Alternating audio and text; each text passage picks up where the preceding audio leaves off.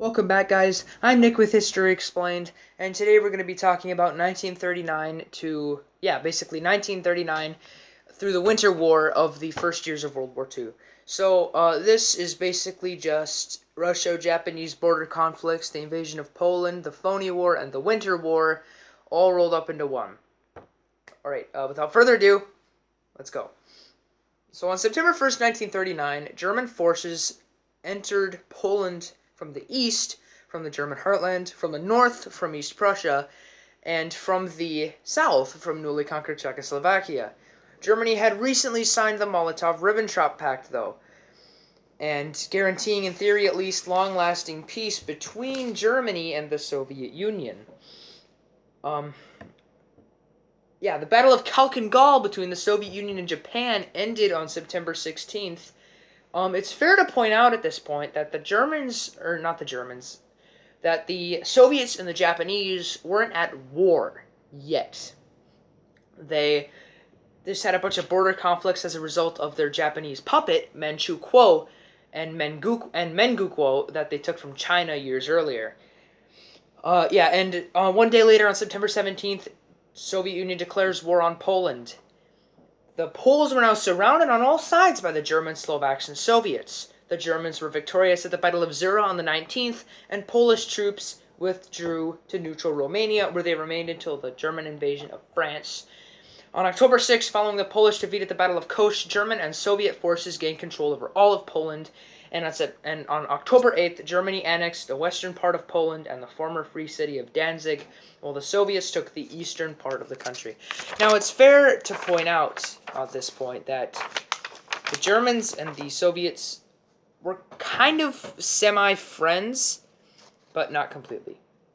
Okay, so here's like the Phoney War and the Winter War part. The only action from France at the beginning of World War II was the invasion of the Saarland, a small district in the Rhineland of Germany. However, Germany was drawing up plans to invade France and the Low Countries, Belgium, the Netherlands, and Luxembourg, plus Norway, Denmark, Yugoslavia, and the Soviet Union.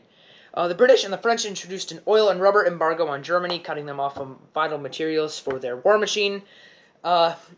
But with the Molotov-Ribbentrop Pact, the Soviets allowed Germany to have access to their oil, rubber, chromium, or any other materials that they needed to power their war effort, so that basically screwed over the Allies there.